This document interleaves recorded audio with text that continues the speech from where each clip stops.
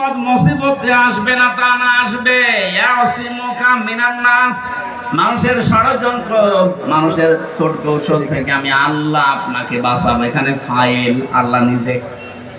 আল্লাহু ইয়াসিমুকা মিনান নাস, মানুষের চক্রান্ত থেকে আমি আল্লাহ নিজে আপনাকে বাঁচাবো। জোরে বলেন আল্লাহু আকবার।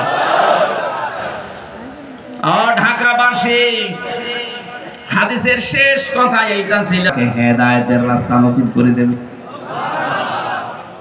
সুতরাং আজকে আমার ডাক দেওয়া হবে কোরআন দিয়ে। আমার আলোচনার বিষয় আজকে বিবেক।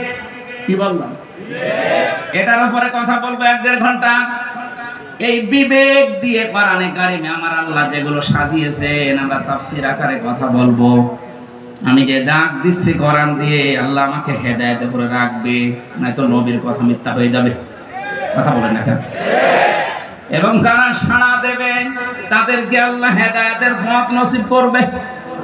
সুতরাং আপনারা নির্দ্বিধায় আজকের তেলাওয়াতকৃত আয়াতের তাফসীর শোনার পরে কোরআনের এই ডাকে সাড়া দিতে পারেন। আমি যেটা বলছিলাম সূরা হামিম সিজদার 33 নম্বর আয়াত দিয়ে, আল্লাহর দৃষ্টিতে ভালো কথা দুনিয়ায় কেউ বলে না, যে আল্লাহর দিকে মানুষকে ডাকে, ওয়া আমিলা সালিহার, ভালো ভালো কাজ করে। এই যে সালিহ, এই শব্দটার ব্যাখ্যা করার জন্য এই যে আন্টি করে 2-4 মিনিট আমি ঘুরিয়ে আনলাম আপনাদের। বুঝেছেন কিনা আমি জানি না। সালেহ মানে নেক না, শুধু সৎ না।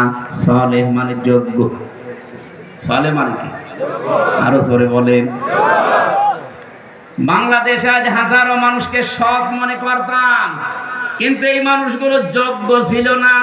এই জন্য দরবেশের মতো মানুষকেও দেখলাম দাড়ি কেটে নম হয়ে গেছে।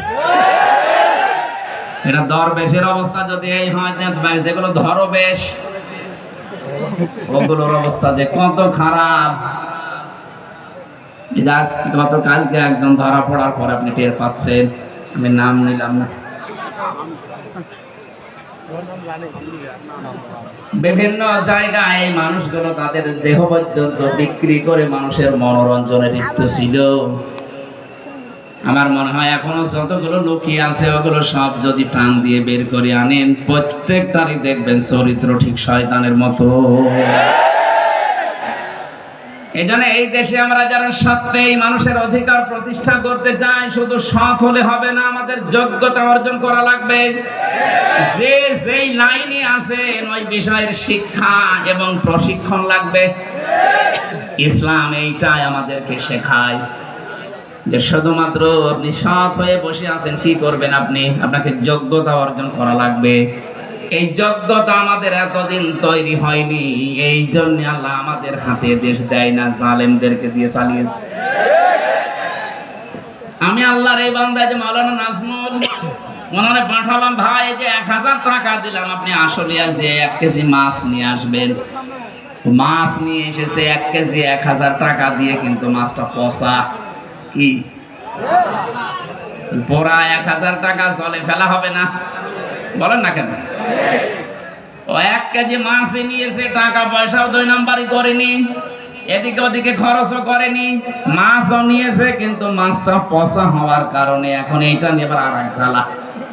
পচা মাছ এখন ফেলতে হলে একটা জায়গা লাগবে, যেখানে ফেলবেন ওই এলাকায় দুর্গন্ধ ছড়াবে।